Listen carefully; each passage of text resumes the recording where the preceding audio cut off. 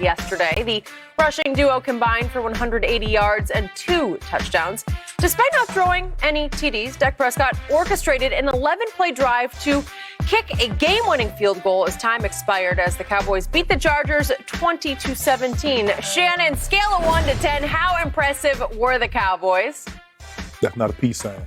That's not a peace sign. I'm just saying peace out to your opinion. I just want you to know that's not a peace sign. Two. Because it was what the Chargers didn't do, which is finish the deal. They had opportunity after opportunity. You can't have 11 of your 12 penalties come on the offensive side of the football. I get Jerry Cook's taunting got called back, but I'm trying to figure out, Keenan Allen, that's textbook taunting. You catch a pass, the guy's walking away, you walk up to him and get in his face and start talking. Why? Bro, you already did what you wanted to do. You caught a deep ball on him.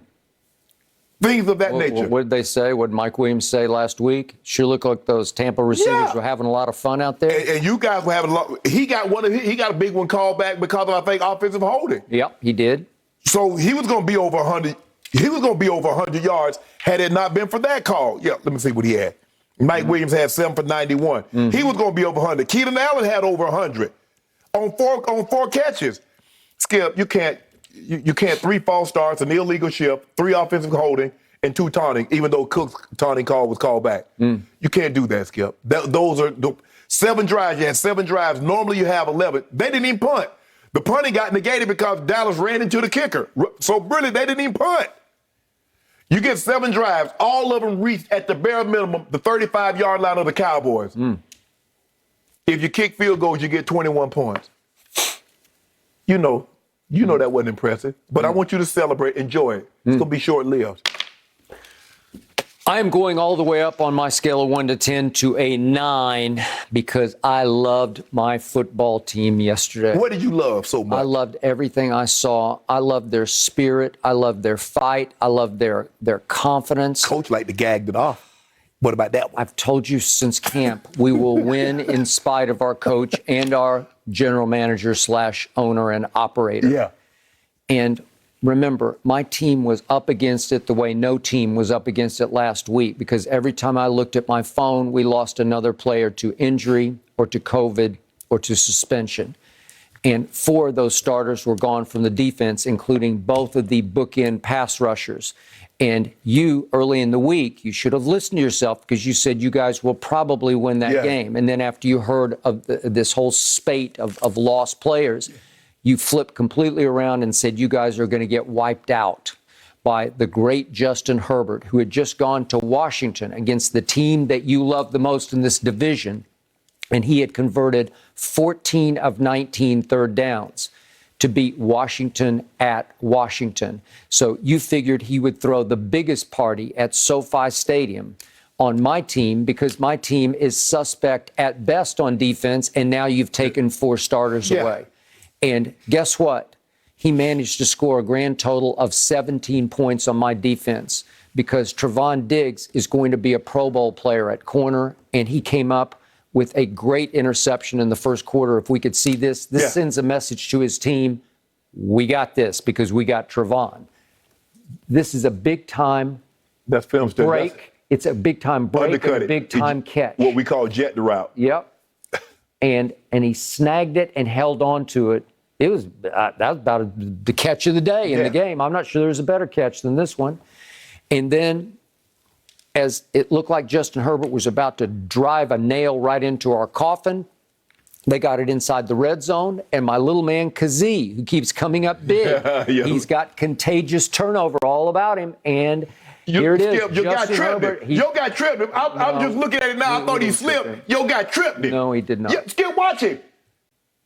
Your guy tripped him. Well, it was inadvertent. I know inadvertent. Oh, now it's inadvertent. You went from saying he did trip, and now it's inadvertent. I think he just tripped over the goal line. No, he tripped over your guy. Your guy tripped him. Well, you look, see he that? didn't even look back. He didn't even know.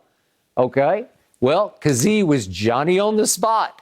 Kazee was a safety last year for the worst pass defense in the history of pro football for the Atlanta Falcons, and now he's rising and shining with a rebirth for my Dallas Cowboys. Right. And what did I predict to you on Friday? I said 2 things have to happen Sunday at SoFi Stadium.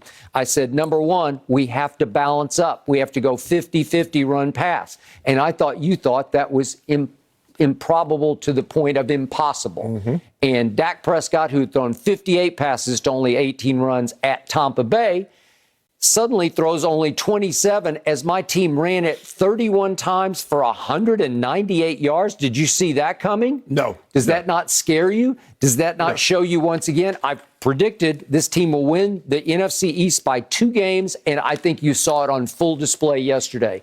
We get turnovers on defense. We can run the ball like crazy on offense. And finally, we got the formula right, because I'm going to give you the stat again.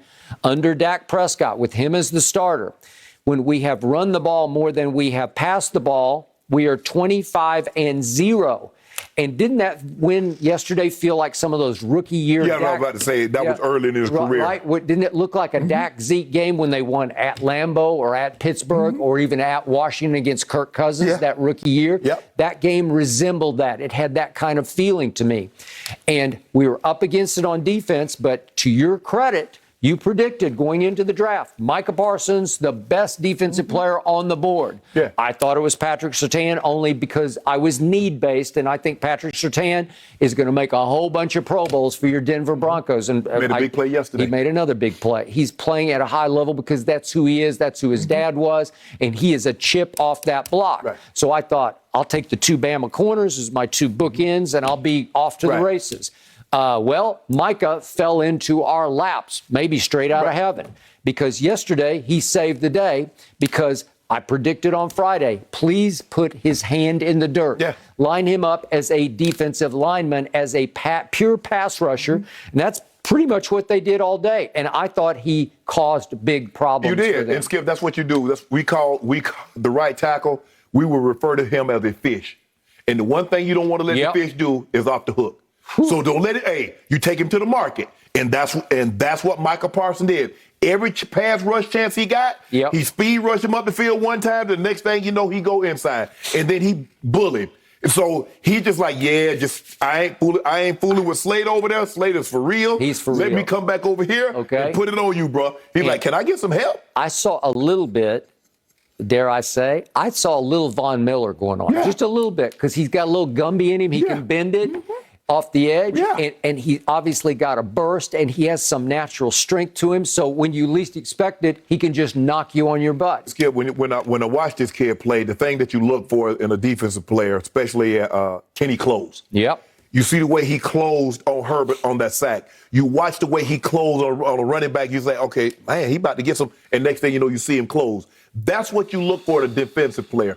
Can he close? This kid has tremendous closing speed. Yes, he can play off the ball at linebacker, but there have been very few guys that, they go from middle backer, which he is, and they say, you know what, today, we're not going to let you play the middle. We want you to be a rush in and to be able to have that kind of ability. This kid is special. I thought he was special, and I'm like, if he could just give you half of what he gave Penn State that year, his junior year, you got something special. Okay, so let's quickly look at the 2 calls in question because they came. Sophomore year. Sophomore year. First and goal play, if we could see the one to Jared Cook, in which they called illegal shift. Very interesting. It was a touchdown play. I lost my mind because I thought it was a touchdown, but if we could see it quickly. Bro, first of all, Skip, he don't even get set. Bro, You mean Jared Cook did? No! I think they called it on Jared Cook. I do. I think the illegal shift was Jared Cook. It might have been. Skip, look at this. He don't even get, Skip, That's what I said. He don't even get fed. Okay, he did not get That's your money. You messing up your money. That's it. Jared Cook, who has been a Cowboy killer